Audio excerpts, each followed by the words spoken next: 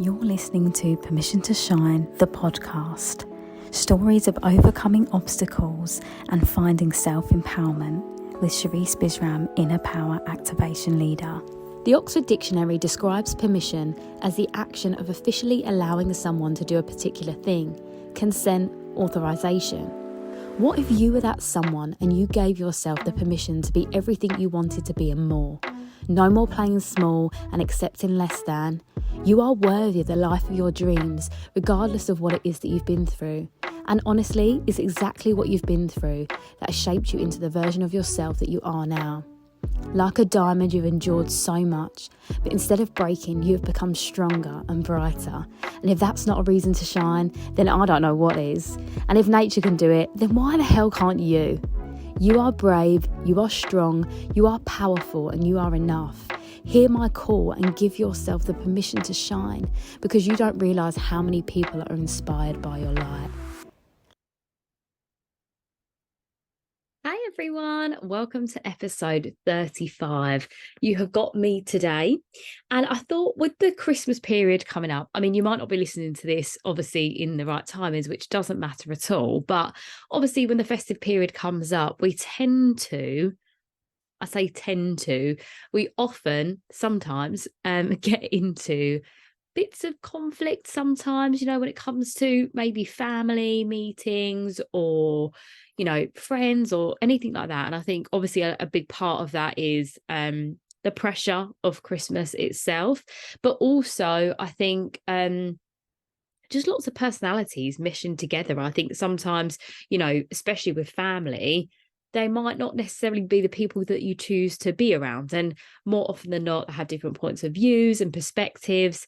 And I think, that can be quite difficult for a lot of people, especially if you are naturally more introverted and then you're forced in these situations where you have to be extroverted.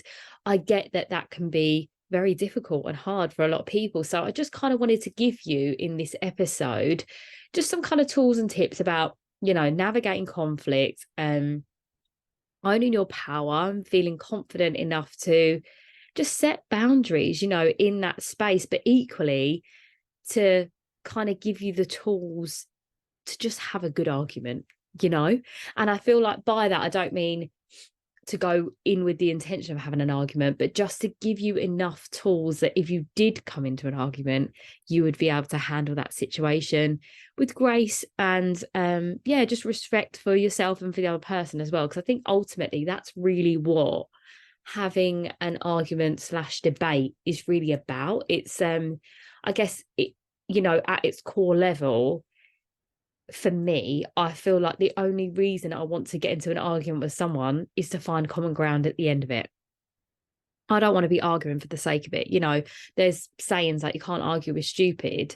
And it's not saying that the other person's stupid. It's just saying that if someone isn't going to open up to your perspective as well, there's no point having a conversation about that. And I've learned that the hard way many a times in my life, let me tell you, but more so now on the other side of my healing journey, feeling that I'm, a full person, like there's no element of, before I guess I healed and all those things, I was kind of in lack quite a lot. And I feel like I would try to argue my way out of situations in a way to defend myself. Whereas now I don't need to defend myself or my honor, because whatever anyone else thinks about me is actually their problem and not mine. And I do say that quite a lot, but I kind of wanted to kind of pull that a little bit more apart for you, especially because, as I said, this time of year especially is high tension, but you'll find that wherever you go, right? We're humans. We've all got our personal opinions and our biases that we're just projecting out onto everyone. And I think that is really something that I've learned, like I said, in this healing space, is that not everyone wants to hear your opinion, for one, and two, not everyone wants your advice. And I've spoken again about this quite a lot, because I think I guess for me, if I speak about myself, I've always felt like I've known a lot about a lot of things. So kind of a bit of a jack of all trades, really. And I think because I've done like lots of different jobs and lived in lots of different environments and things like that, that prior to healing, I just was a little bit arrogant, really. And I'm okay and I'm happy to admit that. And I think it's because, you know, going through so much in my life at a young age, I would meet women in their like 50s and 60s that hadn't gone through what I'd gone through. So that was kind of like an ego boost for me, really. And I think, you know, as you all know, that I'm like double Leo, so Leo rising and Leo sun. All of that is like power, right? And Leos love to have power, especially undeveloped Leos, which I was, you know. And yeah, I just kind of sat on my throne a little bit of power and knowledge, and just kind of felt like I was, yeah, like more wise than most people, which actually, you know what, it kind of is true to some degree if we're looking at that from a perspective of, you know, the wealth of knowledge I've accumulated in terms of my lived experience, and, you know, the fact that some of these people I've met have never been through what I've been through, so I've navigated my way out of that. But equally, there shouldn't be a hierarchy, right? We should never be looking at a situation thinking I'm better than you for that. And that's something that I really did. And I guess it kind of gave me that validation. You know, I speak about, especially in a blog that I've done recently, about martyrdom. And I felt like martyrdom for me was a way of me, I guess, owning and feeling empowered by the fact that I would sacrifice myself for others, you know. And I think martyrdom, for anyone that doesn't know what that is as well, because I've said it a few times now, it's that kind of Mother Teresa type of energy where you will sacrifice your time and energy to support your family, your friends, whoever needs you, basically. So say, for example, you get a phone call in the middle of the night from one of your best friends that's drunk and she's got no way of getting home, and you're like, oh, I'll come and get you, don't worry, I'll come and get you. Like, that was me. I was that person, right? And it was only when I started to implement my boundaries and things like that, and obviously do this work, that I realized how much I was doing it.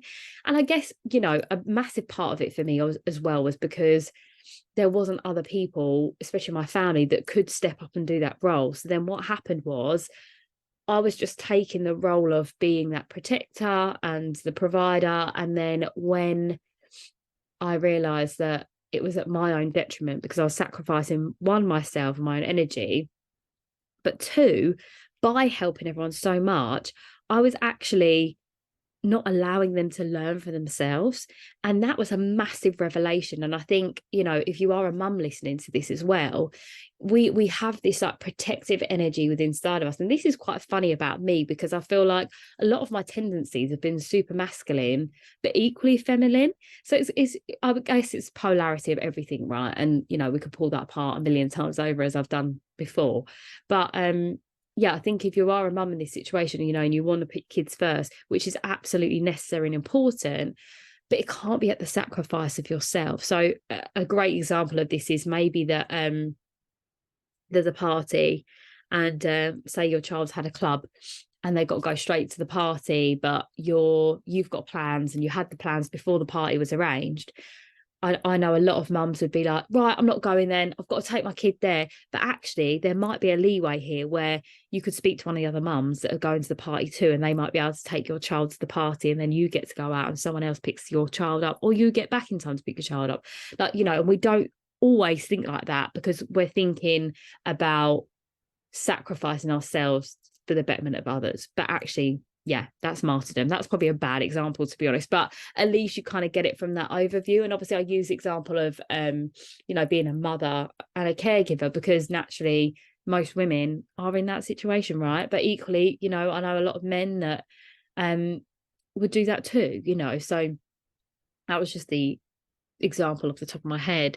But yeah, basically what I'm talking about there is the fact that we will feel less than. So when we feel less than in a situation, for example, you know, like I said, being validated by all of these things, when those things are taken away from you, or you're not doing those things, you don't feel as worthy of having the ownership of the power in that situation. And I think this is really it. So I talk a lot about what validates you. So if we think about that, for example, like I felt validated by being wise and by being a martyr. When that got taken away from me, as in, I guess the wisdom thing didn't really get ever taken away from me, but when I I guess, moved to uni the first time round. And that was the first time that I wasn't of value to my family because I was so far removed from them. And I guess it wasn't that far, but, you know, like emotionally it was. Um, I started to feel really broken, and it was really difficult because I didn't know who I was without being that person that was there for everyone all the time. And you know, like that first year of my uni, like being away from my family, that was a year after my dad had passed away, and I hadn't grieved at that point up until then. So for me, I really feel like that detachment from that family cord gave me the space to really, you know, purge. And that's really what happened in that time. I fully purged. That was probably one of the lowest points I've had in my life because I was left to deal with my emotions. And yeah, it was hard. But I think in that, I guess if I look at that now from an outside perspective, I feel like I could have really utilized that time and found autonomy within like my family, within who I was. But what I chose to do instead was lean more into martyrdom. So I didn't learn anything else in that space because I ended up just going harder to protect and provide and all of the things for my family at a distance. And I ended up actually moving home and then doing the commute instead, which was more detrimental to my health and well-being, but equally I wasn't happy where I was staying. So I guess, you know, really in that kind of this side note piece is that we attract what we are and what we think we're worthy of. So in that space, I just didn't feel good either way. You know, however I dressed it up, I just felt less than. But I guess the toxic masculinity in me there kind of kept me pushing forward and, you know, kept me going with that degree, because I could have pulled out any moment and I didn't, because I guess at the time my saying was, I'm not a quitter. Now I will quit if I want to.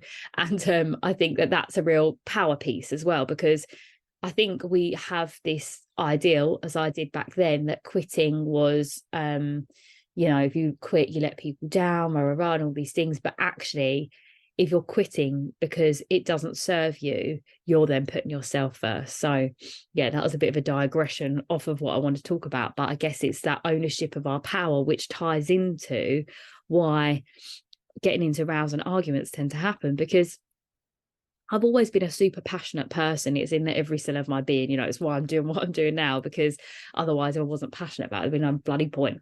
But I think that was also one of the things I used to get into arguments with my family about as well, because I guess for them, they thought I couldn't see reason because I was so passionate about it. You know, like when I wanted to be a dancer and, you know, I'd have those conversations, like they'd say to me, when are you going to get a real job? When are you going to do this? And it would all be relentless, you know, literally all the time.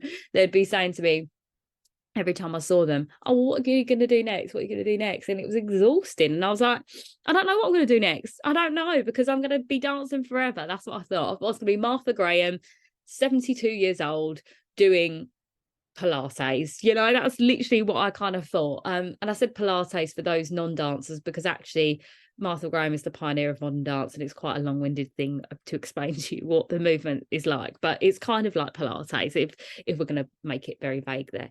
But yeah, so I guess, okay, this makes sense now, because I'm pulling in all of the kind of elements to make this make sense as to why I'd get into rows and arguments with people, and why it would kind of feel a bit like a losing battle at that time. Because when we're arguing in a space of defending ourselves, we're giving our power away to the other person. If you are defending your honor, you're having to defend your honor. That other person holds your power because you are giving it to them, right? If you know your worth, who you are, what you bring to the table, if you know all of that stuff, you don't care. Now, that's a really big statement, I know, but I remember hearing that as well, like a couple of years ago, and thinking, oh, no, not me. I don't want anyone to think that of me, or rah, rah, rah. But it's not for you to be offended about. It's for you to understand that no matter what you do in this life, people are going to make decisions and opinions about you. That is everything to do with them and nothing to do with you. And what I realized for myself is that especially my family, no one had really ever followed their passion. So it didn't make sense. So really, they weren't attacking me. They just didn't understand. And that's okay. But they were projecting their insecurity of the fact that they could never do something that I was doing. And instead of them having the articulation and vocabulary to say, you're very brave for going after what you want, I could never do that myself. They would just try to pull me away from what it was I was doing. Like I wasn't having a hard enough time trying to navigate my way through life with trauma and, follow my passion and fit the criteria of a dance and all these things, like I didn't have enough to think about that was the case. But this is the thing about life, right? We're all going about our own lives in our own way, navigating the best we can with what we know. So if we can know more, isn't that better? Right? If we can know more and understand more about ourselves and about people in general, I feel like that is the game-changing moment. And this is why that part is so important, that when you understand that everyone is just projecting their own insecurities and their own opinions onto you, you do not have to accept them. I refuse to. And I had a really groundbreaking moment, with my sister, and we talk openly about this now, so I know she won't mind me sharing, but my whole life I've worked really hard. So I've just been very dedicated to being the best version of myself, for years. And as I said, even in that toxic phase of my life, that was a real acceleration to get me through everything, because I wanted to prove myself. And this is why survival mode is, a blessing and a curse, because the blessing was the fact that it was, that drive to keep me going. The curse was the fact that it was depleting every part of my soul, being everything. But it was necessary to get me to here, because I wouldn't be here if I didn't have that drive. And because of that drive and determination, I had like this kind of shiny thing syndrome, where I was jumping to the next thing. What do I want next? What do I want to do next? And my sister didn't have that. And I think it was because she didn't stick at anything, which is very common as well, with trauma responses, where you either go one or two ways. I mean, there's multiple ways, by the way, but for me, the dancing kept me in a routine. And I've said this to you before, that our brain needs processes and regulation, whereas when you don't have that, it does it just creates a mess in your mind, and it's just like a void of like things, debris. If you think about hoarders and all of the things they've got in their houses, it's the same connection, exactly the same. And we say tidy space, tidy mind, exactly the same thing. Whereas my sister had no processes, so she had no way to navigate kind of what she wanted to do and how she wanted to do it. And my sister is naturally really good at everything. And she now says that I'm really good at everything. And I'm like, I'm really good at everything because I've worked hard for it. I was like, you're naturally really good at everything and you haven't utilized it. Whereas she is doing it now, which I'm really proud of her. She's doing amazing. And that's why it's really, we're in a comfortable space for me to talk about this. But yeah, because she never stuck at anything, she didn't have that. She didn't have that thing to talk about or to share with people, so she kind of always resented me for the fact that I was doing more. And throughout our whole life, our whole childhood, she would have a go at me about it. She would be like, you because you're doing this, you're making me look like I'm rubbish, or you're making me look like I'm not good enough, rah, rah, rah. And I'd feel really bad about it. I'd be like, oh my gosh, I'm so sorry, that's not my intention, I'm just doing this for me. I would never want you to feel like that. And again, throughout this time, I was sacrificing like time and energy to support, to be there, to take her where she needs to go, to like emotionally support her through the breakups and the things like that with the boyfriends that she would have. And I think yeah, I guess she didn't see in that time that she was projecting her insecurities of her feeling inadequate onto me. And for me, I didn't see that it wasn't my problem. And that's a cold response, but an honest answer, because actually, I'd say, I think it was last year, and my sister's gone through so much in her life. I've said before, she's repeated the patterns we've had in our childhood, and she will speak about this, and I will get her on at some point when she's in, a really happy space to talk about everything. But I literally said to her, I think maybe it was this year actually, it might have been the beginning of this year. And she did the same thing to me again. She was like, it's all right for you because you did this, this, and this. Now she's watched me claw my way out of the darkness into these spaces over and over again, work so hard. No one can say anything was given to me, not one single person, especially not my sister who's been there by my side through all of it. And yeah, she said it to me one day and I was really calm with her, really calm with her. And then I literally looked at her straight in the face. I went, do not project your insecurities of inadequateness onto me. It's not my fault that you didn't utilize your full capacity and who you are as a person. If you are feeling like my light is casting a shadow onto you, that is your own problem, because I've tried to shine my light onto you to ignite your light throughout my whole life. It's your fault that it's dimmed. And she literally just stopped everything that she was doing and saying. And she just sat there for a moment in complete silence and went, you're right. And that was it. We've not had that argument ever since.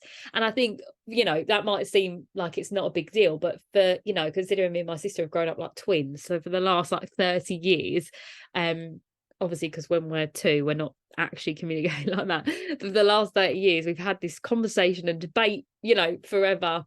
Maybe not 30 years, maybe it's probably about 28 really. Yeah, we've just gone through this circle round and round again. But I think that owning of my power prevented us having another big row, a big escalation, a massive ordeal, because I just got to the root of it instantly. And I'm going to kind of give you some tools now that are going to help you through that for yourself. So often when we get into arguments with people, we kind of circulate this shame and blame spiral, right? I should say it's blame and shame. So what happens is, say person A blames person B for something, person B then blames person A for something, and ultimately it goes back and forth, back and forth, back and forth, and ends in both people just feeling shame because, whether they believe the thing that someone else is saying about them or it just leaves them feeling depleted. Either way, there's shame there. There's that element of feeling like, oh, maybe I am that person. Or, when you've been in an argument for a long time, it's just draining, isn't it? Now, a great way to get to the bottom of any argument instantly, like I'm talking like 2 seconds and it's done, is accountability and responsibility. So instead of the shame and blame cycle happening, you take accountability. So say, for example, I'm person B. Person A has said to me, you've made me feel like this, rah, rah, rah. I would then say, I'm so sorry I've made you feel like that. And or if I'm not sorry, I'd say, okay, you feel that way. This is what I know I've done. So I'm taking accountability for my actions there. If that's led you to feeling upset, I'm really sorry about that.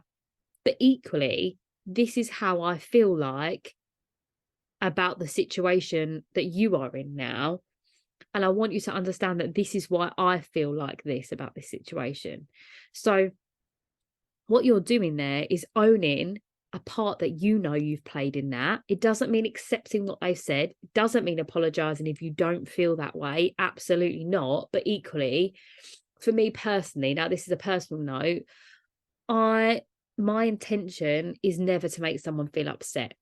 So if they feel upset, I'm sorry they feel upset, right? Doesn't mean I've caused it. Doesn't mean it's my problem. It's just I'm sad that you're upset.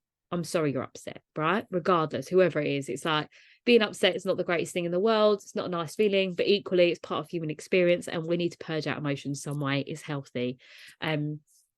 Which is the same about crying. Crying is like a detox of the body. So let your emotions purge out through crying. I'm an advocate of that because I didn't cry for 20 years in front of anyone. So I can say that with a full heart and a full chest. So in that space of you then, taking accountability, if you want to apologize for the fact they feel upset, do it. If you don't, you do not have to. You can just say, look, this is what I know I've done in this situation. And I want you to know that I'm fully aware of that. I'm upset. because of this part. And then you can just say, you know, you've taken accountability, as in me, you know, in this person, in this argument or whatever. But you can say, but equally, I feel like you've done this.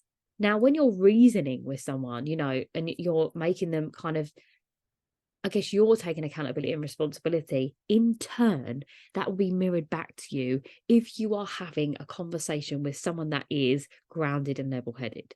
Now, if they're not grounded and level-headed, you need to come back to this at another time, because you cannot argue with heightened emotions. You just can't. Now, if someone's upset, as in emotional and crying, they need to get to a space when they've stopped crying. So you can just say, look, I really do want to have this conversation with you, but right now you're so emotionally charged.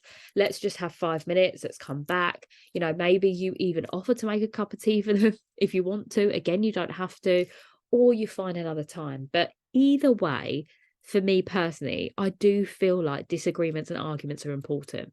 And I know a lot of people will say that they're not, and you can walk away and like not deal with it, but I personally feel like it does need to be dealt with at some point in time. Now, if you do choose to have this conversation later, you might find that all of the emotions taken out of it and it ends up just being a chat, which is great. But if you are at Christmas dinner, or you know, a party or gathering or something where everyone is present, it is going to make it easier if you just smooth the air then and there, because then you're not carrying it on. And also what happens is, no offense to anyone else in the situation, but they do stir the pot.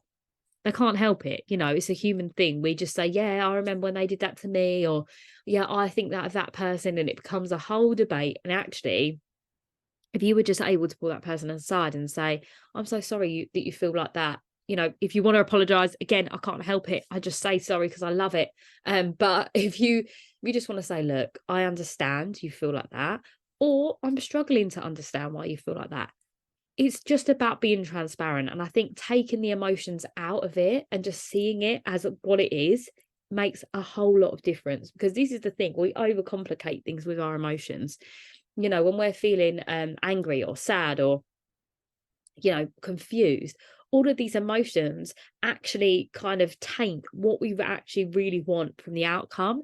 And I think I said this at the beginning, but ultimately the only reason I get into an argument with someone is because I want harmony on the other side of it.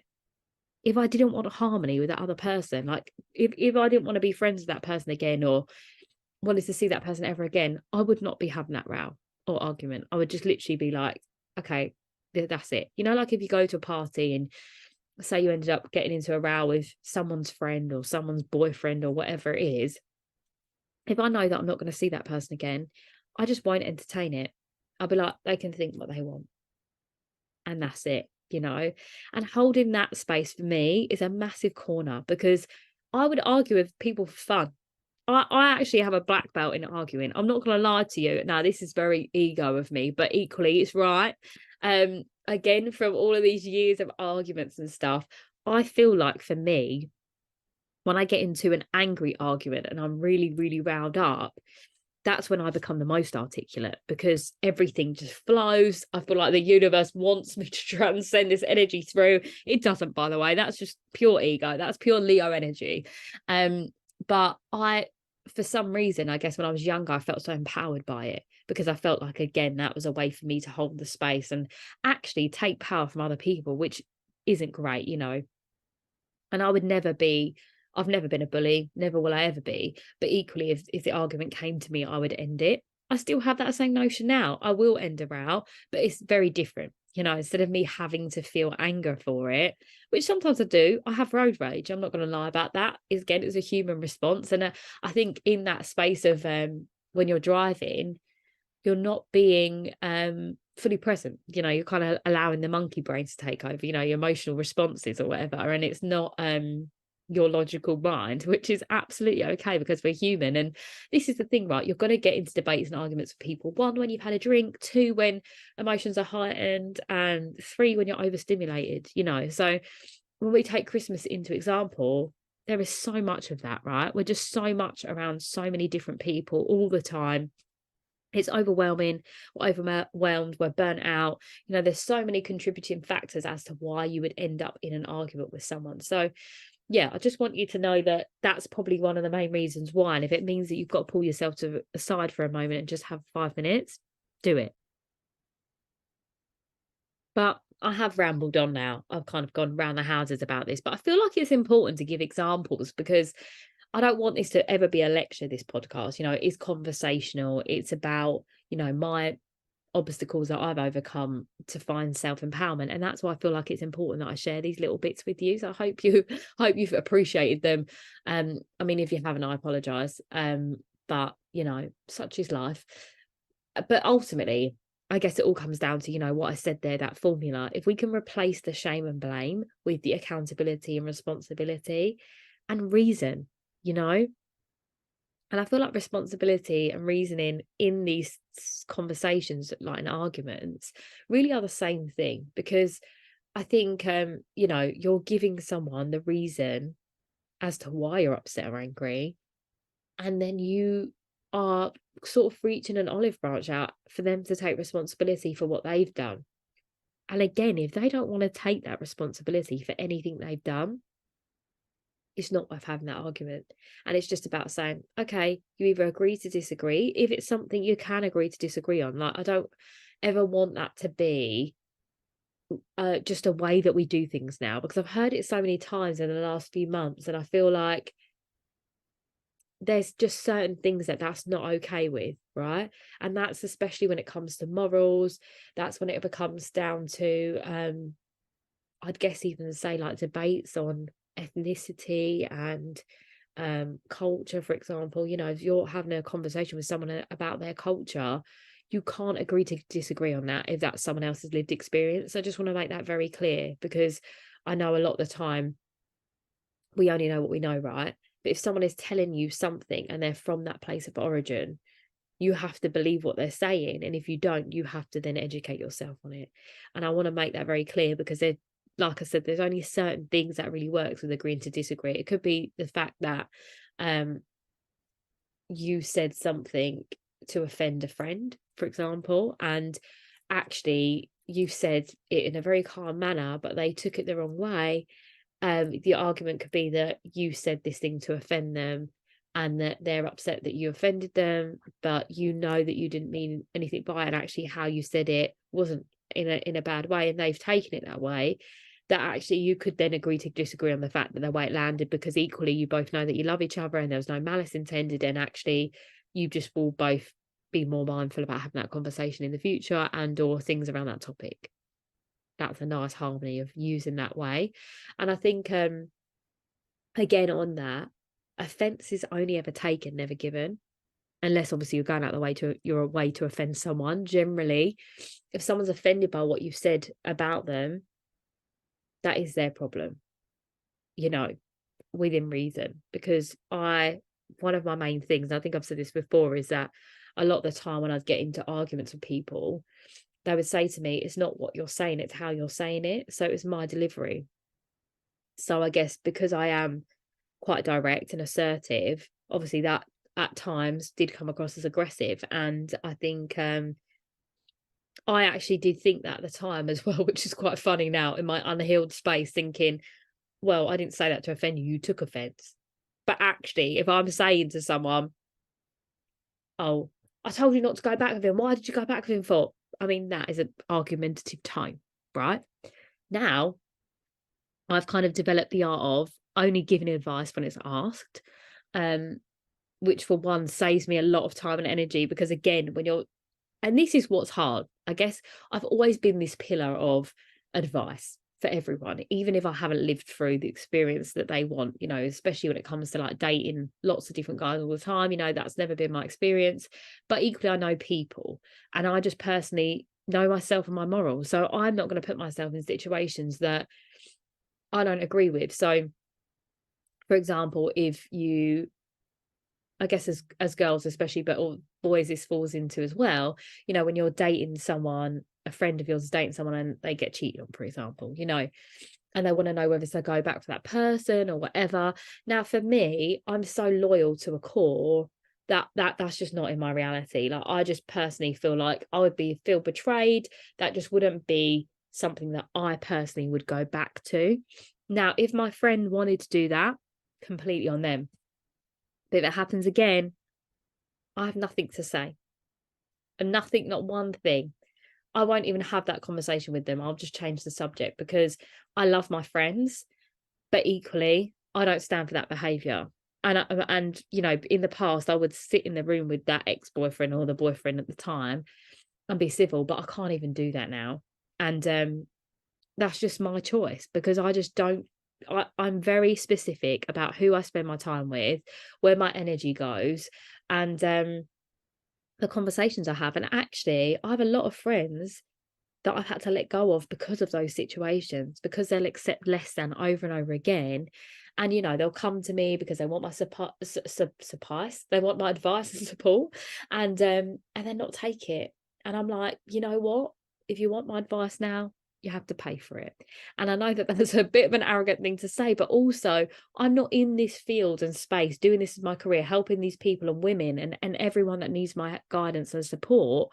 I'm not giving them my time and energy for them not to take it. That, you know, when you pay for a service, that's exactly what you get, and you take it and you value it. Whereas I guess from friends, I guess they just feel like, oh, it was especially those friends I've had to let go of, you know, they see the world very differently to how I do now. And that's okay, because I've evolved so much. So, you know, the people in my life have evolved either with me or away from me. And there's no malice intended with any of that. But, you know, all of this navigating conflict, having arguments, having difficult conversations, again, is everything that I've just been doing all the time. And that's why it's really important that I share this with you at this time as well, because as I said, everything's heightened. You're going to be in a state where a place where you're in energies of people maybe that you don't normally spend a lot of time with, especially work dues and functions like that. So yeah, if you are in a situation right now where you know, you need to have an argument or a row or a conversation with someone, the first thing you need to do is just take a deep breath, ground yourself into the present moment. Just really sink in, feel your feet in the ground. You know, you can feel your clothes, your fingers, just smell what's around you, breathe in, breathe it out, and then just think about rationally what you're going to say. Even if that person's in front of you while they're talking in your face, whatever it is, just have a deep breath. And then listen to what they're saying, because this is another thing. We always we listen to respond and not to truly listen. And I think that's something that as a culture we could be better at. And it's something that I'm really working on, and I have been working on for the last year or so. And I feel like I'm getting really good at it, but equally I'm human, I'm going to make mistakes. So I just thought I'd give that as a side note. Listen to what that person is saying to you, because there might be one little thing that they say in there that is right, you know, and a lot of it could be wrong, but there might be that one thing that you can say, you know what, I did do that, and I take full accountability for that. And if you are sorry for doing that thing, say it. You know, I don't put sorry on a pedestal. I don't. And I don't think you should be an apologetic person, as in apologizing for who you are and like how you come around. But if I know that my actions have made someone feel a type of way, I will apologize for that, because that's who I am. I won't apologize for being bold. I won't apologize for taking up space, but I will apologize if something I've said, you know, or my actions have made someone feel upset. I will apologize for that, regardless, as I said previously. And then you just relay what you feel. You know, you can say, look, I take accountability for that part, but and I hear what you're saying. I hear that you're upset about this. I hear that that's happened there. But truly, I feel like this has happened with us here. And, you know, what would you like the outcome to be as well for both of you? You know, if each person knows what the outcome that they want in this situation, that is going to make a world of difference. Because as I said, I only go into arguments with people where I want harmony as an outcome. So have that in mind. You know, really, really, truly have that in mind. Like, even if you say that from the beginning, look, I really want harmony from this situation. I really want, you know, you don't even have to use that word if it's not your word. You know, I really want peace. I really want us to find a way to make this work. You know, those kinds of end results, if you start with that as well, the other person instantly isn't on the back foot. They're not feeling attacked. They're feeling like, okay, I know that you're getting into this because you want us to sort it out. Bottom line, people just want to feel seen, heard, and understood. That is it. If you can give someone that in an argument, instantly the fire inside of them diminishes, because they're like, oh, this doesn't need to be a row. No, no, it doesn't. Doesn't need to be a row. But we're human. Emotions heighten us. Alcohol heightens us. The festive period, parties, whatever it is, overstimulation, all of those things will heighten how you feel. And it's okay to be a little bit angry sometimes. It's okay to be upset. It's okay to be sad. It's okay to be all of those things. And I just think if we can take accountability for our actions in everything that we do, then we know that if someone is shaming or blaming us in a situation, you don't have to accept it. And as I said, if you are arguing with someone that doesn't see eye to eye with you and isn't trying to find a common ground, you can just literally take your power back out of that situation and say, it's a shame that you feel that way. I don't feel that way. I don't feel like we're going to find a common ground here. So I'm going to go now. And I want this to be very clear that communication really is key in all of these areas. So please don't just walk off without an explanation. You can, don't get me wrong, you can, but I feel like that leaves things unsaid for both parties. I think if that person knows that you feel like you can't get any way to them, through to them, then they're not going to carry it on. Because I promise you, if you walk away from that person, they'll just blow up your phone.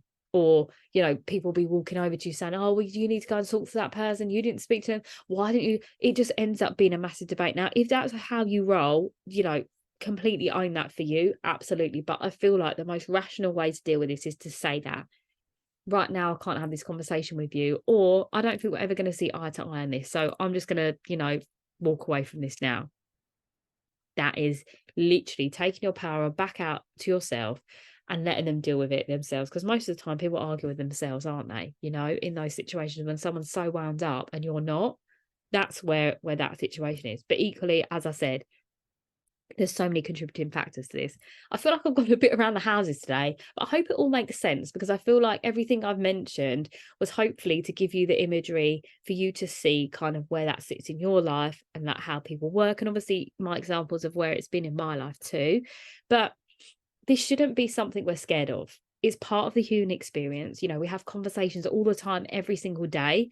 I think when we when we put them on a pedestal, because we're scared of them or we don't want to have them, that's when it becomes more painful and scary. But actually, we take away that heightened sense of emotion, as I said, and just see it as a conversation.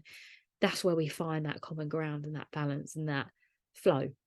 Because I feel like I've found flow in arguments because I've had them so many times. Whether that was toxic at the time, yes, whereas now I feel like even if I do get into a disagreement or an altercation, I'm just very much the same, in terms of I don't tend to get overly angry about it now. And if you do, by the way, it just means you care. So, if you can feel that emotion riling up inside of you, just like I said, take a breath, take a moment, ground in, and then come back to it. Because you are human. You're allowed to feel your feelings and all the things. But I'm wishing you lots of love for this festive period. And, if you are in a situation where you need more help and support on this, please do reach out, because this is everything I do. And I think ultimately in everything we do in our lives, whether it's you want better relationships, whether you want more confidence, or you want to stop being a people pleaser, you want better boundaries, all of these things come down to how you feel about yourself, your self-worth, having self-respect, self-compassion, all of these things. And it does take time to build, but ultimately before you build on those things to get them and to make them as strong as they can possibly be, you really have to dive inwards and find out what the blocks have been that have been holding you back for so long. And that really is all of my work. It's unpacking everything that no longer serves us, old beliefs, trauma, all of the things that have been holding us back.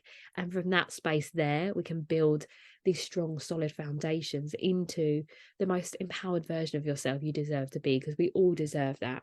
And from that place of empowerment, that's where really everything flourishes. And you stop attracting the low vibrational situations and arguments. Don't get me wrong, they'll come around, but when they do, you're no longer threatened by them or scared of them, because actually you own your power fully.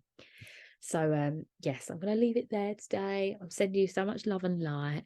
And it's all human, it's all part of the experience. But I hope that, yeah, just understanding that, you know, taking accountability, responsibility, and reason helps you navigate through any conflict that you find in the coming days, weeks, months, years, forever. Lots of love.